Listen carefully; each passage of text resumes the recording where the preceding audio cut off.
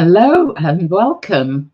Whilst I'm waiting for people to join the live session, please share in the comments and let me know where you're joining me from today. I'll give it a few seconds for people to come online.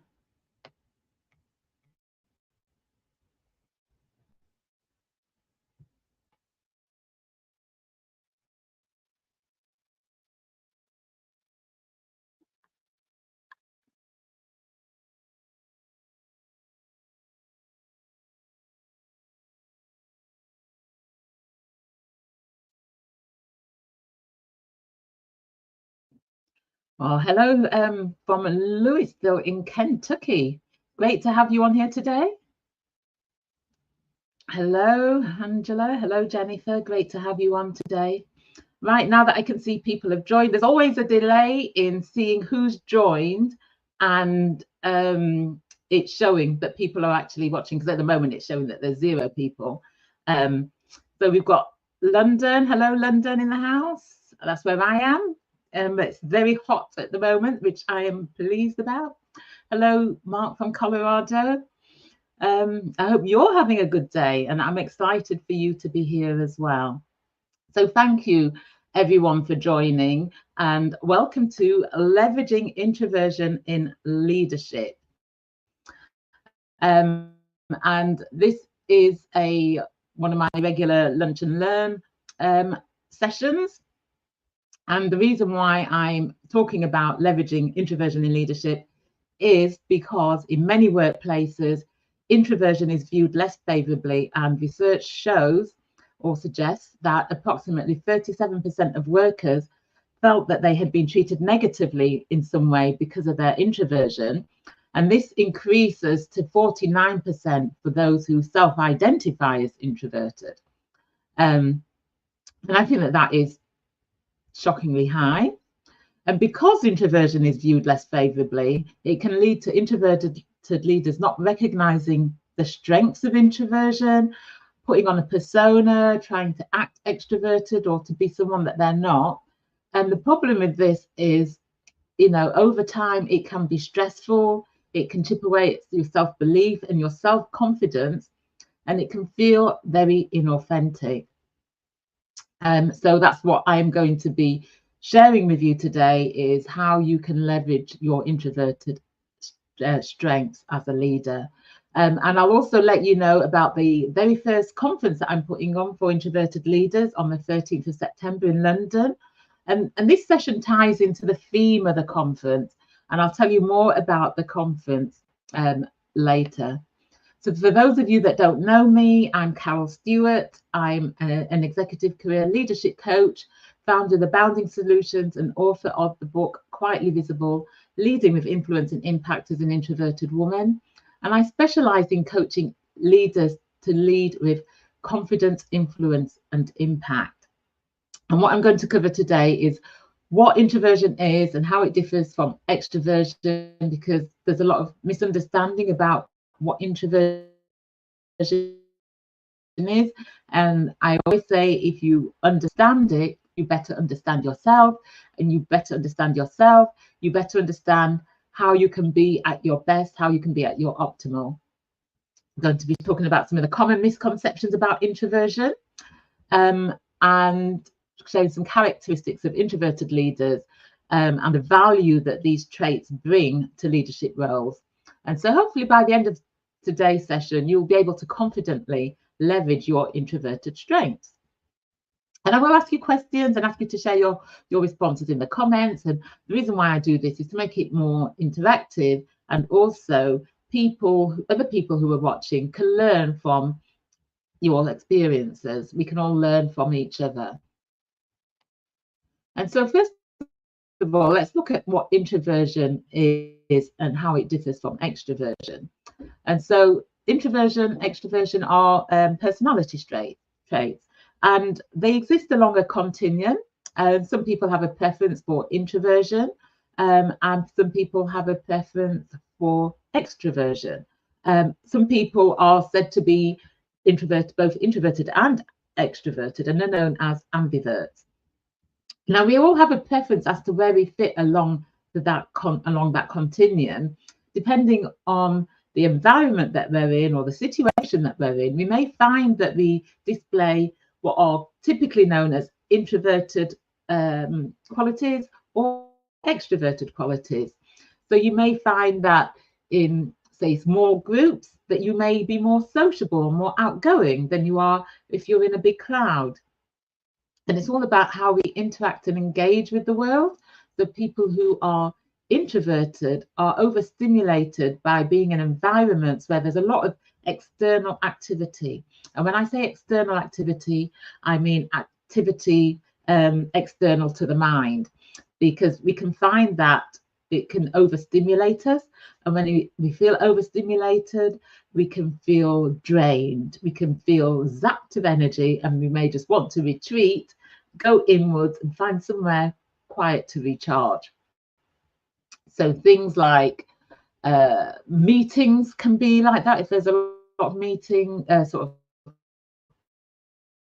lot of people in the meeting, where there's a lot of noise and a lot of talk and sort of going around you, networking events, open plan officers, a lot of the things that we do in the workplace can be overstimulating and energy draining for people who are introverted, because we're energized by being on our own or being in somewhere which is a bit quieter, where people draw energy from their environment. So they're energized by being around people. So you may, if you sort of look at yourself, your introverted colleagues or team members, and then think about your extroverted colleagues and team members, you may find that, in certain environments, that some people may just seem to have more energy, or to be more, or the more things that are going on in that environment, the more energized they may seem. And that may be because if they are extroverted, that it is it's recharging them. One of the things that I found when we went into lockdown, and it was the pandemic, that the people who were introverted, many people loved the fact that they could work from home, because they no longer had to be in an open plan office in an environment that was draining or overstimulating. Whereas many people who I know who are extroverted, they didn't like it at all. For some of them, they found it very challenging, having gone from sort of being around lots of people to them being and working on their own, because they weren't getting that energy that they get from being around other people, and the stimulation that brings. And so once you understand that, you can better understand the environments that deplete your energy and those that energize you. And with that knowledge, you can then better plan how you can be at your best when you're going into situations that are overstimulating, that deplete your energy, or when you are going to be your best.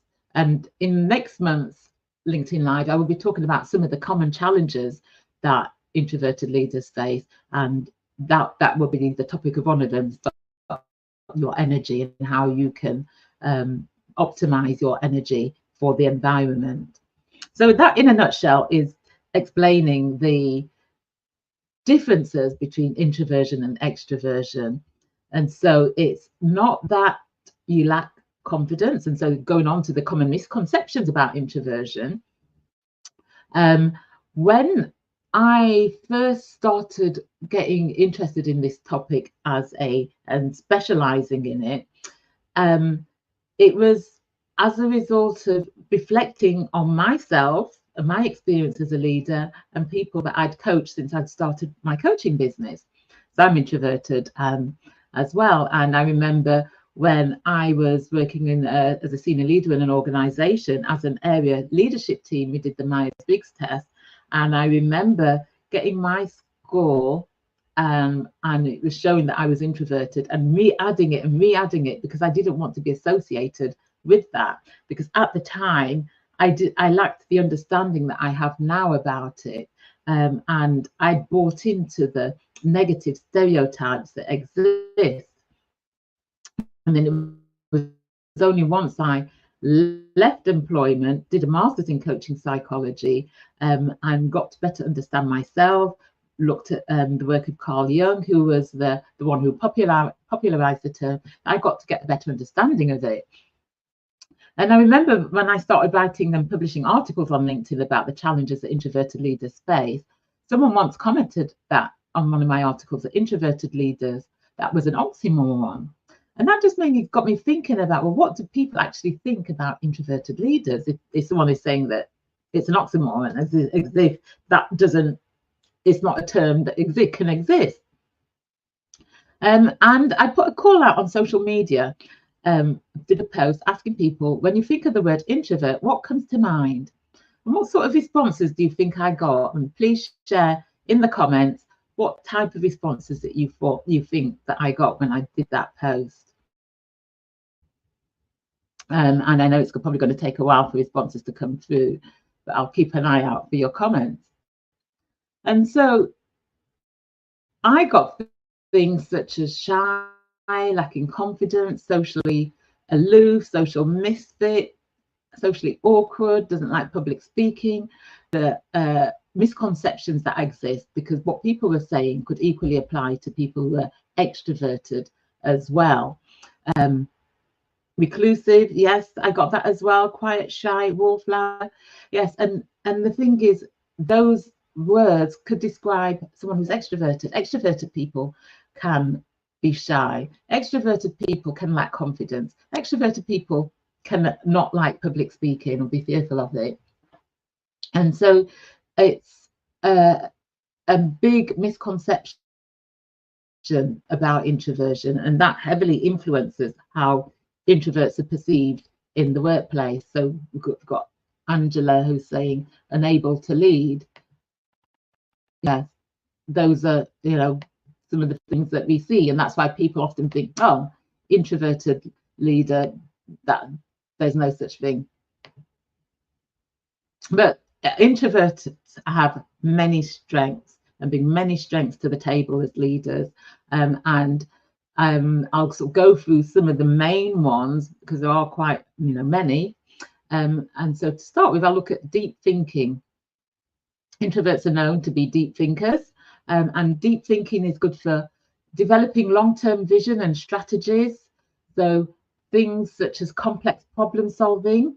And as a leader, you often face complex problems that need a thorough analysis. And deep thinking helps you to understand the root causes of issues. It helps you to evaluate multiple perspectives and helps you to devise effective strategies that can address those root problems or those root issues. And oftentimes, the way the work environment is, we're not given that time for deep thinking. So if you think things like meetings, and meetings can be one of the biggest challenges that people who are introverted, because they don't allow for the diversity of thinking styles that are in the room, and you'll get put on the spot and expected to give a response straight away, whereas people who are introverted have a preference for processing information before they speak, whereas people who are extroverted tend to have a preference for speaking and processing the information whilst they're speaking. And so that deep thinking can allow for complex problem solving, and so utilize that. If that is one of your strengths, utilize that so that you are helping to solve problems, that you're helping to come up with solutions. It also helps, deep thinking also helps with informed decision making. And I always say that quick decisions aren't always the best decisions. And oftentimes people are asked the question or put on the spot and expected to make a decision there and then without having had time to consider what is the best solution. And one of the things that I've seen, and people always often tell me, is that they notice that in meetings that the people who are introverted may not say a lot, but when they do say something, they usually say something quite impactful or quite profound. And that's often when they've had time to process the information. So they're not talking all the time, making small talk, but they're giving that deep thinking, allowing them to come up with an informed decision. And the informed decisions require a comprehensive understanding of various factors and potential consequences. And deep thinking allows you to weigh up different options carefully whilst taking into consideration the bigger impact and make decisions that are in the best interest for everyone. Another thing that deep thinking is good for is for adaptability and resilience. It helps you to adapt to change. It helps you to be more resilient and to anticipate and adapt to those changes in the environment. And it's crucial for navigating uncertainties and then ensuring that your organization is resilient when you're faced with challenges. I remember once as a leader, well, more than one occasion, being told that I was the calm in the storm. So when all around me were panicking and throwing their toys out of the pram, I had a calm persona. I was more grounded and I was more able to, because of that, think more deeply and see solutions. Innovation and creativity is another result of deep thinking, because deep thinking fosters an environment where innovative ideas can flourish. Deep thinking also equips you with the insight, the clarity, and the foresight that's necessary to lead effectively, which is what we need our leaders to do. And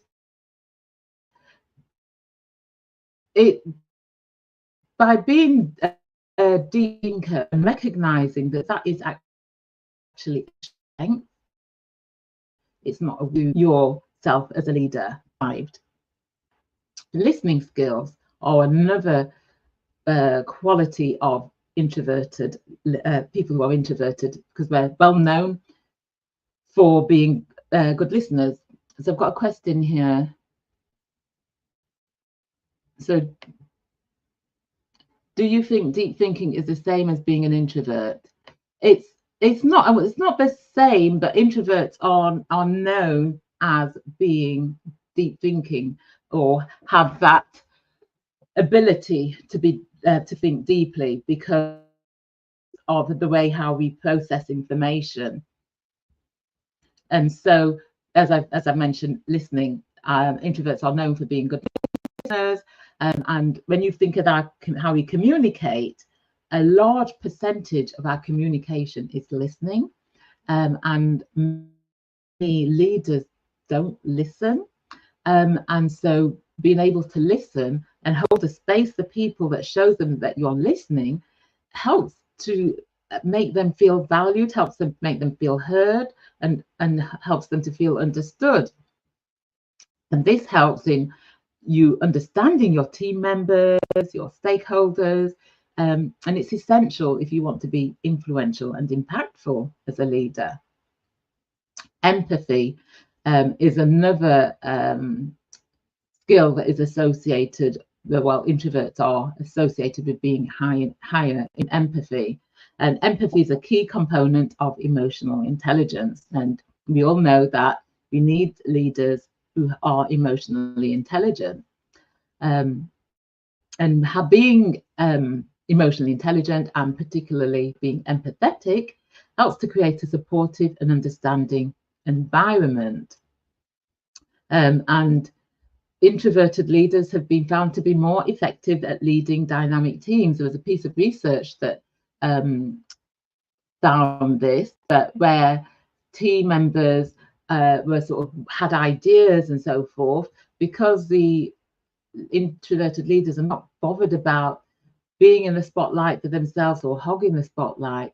They let their team members run with their ideas, and by letting them run with their ideas, it encourages creativity and innovation. And so these are just a few of the strengths that are associated with introversion. There are many more. Analytical. What strengths would you say that you apply to being introverted? And please share in the comments. And how are you utilizing your strengths in what you do when you're in a difficult situation or you're facing a challenge? How are you utilizing your strengths? And you know, sometimes it's good to reflect on how you are utilizing your strengths. Recognizing and embracing your strengths will help you to effectively lead your teams, your organization, and your. And by embracing your natural style rather than trying to be someone you are not or putting on a persona, you'll feel more authentic, and not only that, you will appear more authentic. So I've got a comment here. Deep listening, patience, and less use of ego. Yes, thank you for that. Got another comment. Introverts are often able to read people quickly. Yes, and those are good strengths to have as leaders. Being able to read somebody and assess a situation based on that knowledge that you gain from doing that. And by embracing your natural style, you will feel, as I said, more authentic. You will appear more authentic. And authenticity is powerful when it comes to building trust and credibility. Another comment here, definitely listening and deep thinking. So when I speak, it's not impulsive. Thank you for sharing that, Jennifer. So think about how you're utilizing your strengths, and how, if you're not utilizing your strengths, you utilize your strengths. And one of the things that I say is key to leadership is self-awareness, and by developing your self-awareness, your behavior. So you will find situations where you may need to modify your behavior, and that is about not changing who you are, but modifying your behavior in order to get the best outcome. And this applies whether you are introverted, whether you are extroverted, whether you are ambivert. Being able to, as Mark has said, read people, read the room, having that emotional intelligence to identify, well, if you're somebody who is more reserved, that in this particular situation, you need to be a bit more outgoing in order to get the kind of outcome that you want. But it's then doing that by utilizing your strengths. So the listening, the empathy, and utilizing those and modifying your behavior in a way that feels authentic. We've got a comment here. I don't feel compelled to speak just to speak. Yes, and that's something that I'm like, and many of the introverted leaders that I work with as well. And one of the challenges that I see, and I've experienced it myself, is in meetings being told you need to speak up more. But I used to think, well, if I've got something of value to add, then I will speak. I'm not going to speak just for the sake of speaking. And I think in many workplaces and our many cultures, we've kind of got to a place where we think that just because somebody's speaking, they're adding value. And I once had a coaching client who said to me that she wished that she could speak up like on the spot in meetings like her extroverted colleagues. And I got her to reflect on what she was actually saying. And I said, okay, so when they're speaking, what are they actually saying? And she thought about it and she said, well, they're not really actually saying a lot until they get to the point of what they're saying. And so I asked her, well, what's the reason why you want to be like that? And she thought about it and she thought, I don't. But she was just assuming, or she mistakenly assumed, that because they were speaking a lot, that they were more confident. But that's not always the case. I find in my experience, a lot of extroverted people can speak more when they're not feeling confident. So speaking just for the sake of speaking, all it does is add noise. It doesn't actually add value, may not actually add value, but it's recognizing that that is how some people prefer. That's their preference. And when it comes to the workplace, when it comes to leadership teams, we need both introverts and extroverts.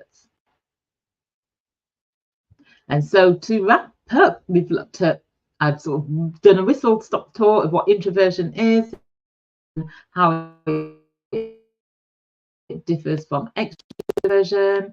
I've shared some common misconceptions about introversion, and I've shared some key characteristics of introversion and value that these traits bring to leadership. So hopefully now you're more clear about how you can leverage your introversion in leadership. And then please do share in the comments what you're going to do differently, how you're going to leverage those introverted strengths if you're not already doing so. And if you're already doing so, then please share how you're doing that so that you can encourage others.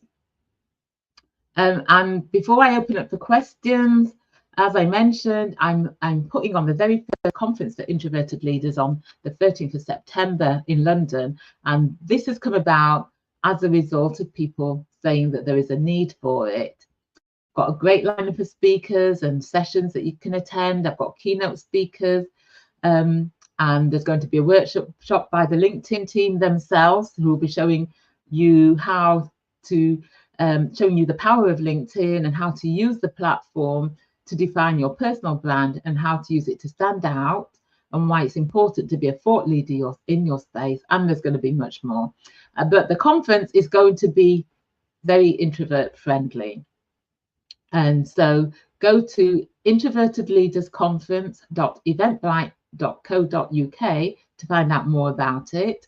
And if you all can't attend, if you're unavailable, or it might not be for you, but someone in your network may benefit, please share it with them or let them know about it. Or if anyone in your organization would benefit from it, or your personal network, then please do let them know about it. Please share it with them.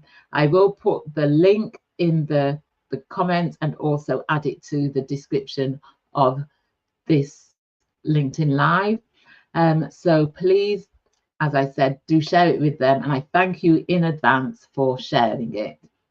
Let others know about it because they will benefit from it. And next month's LinkedIn Live, as I mentioned, it's going to be about the common challenges that introverted leaders face and how to overcome them. That will be on the 4th. I can't remember the exact date. It's in August, so it's in 2 weeks' time, actually, the 14th of August. So do come along to that. The event is already up on LinkedIn. And if anybody has got any questions, I'm open to taking questions or any thoughts or observations that you want to share about leveraging introversion in leadership. So we've got a comment here. Thank you, Carol. I really appreciate your work to help people recognize diversity in leadership styles and hopefully foster more inclusive and effective workplaces. Thank you for that, Jane. Any questions?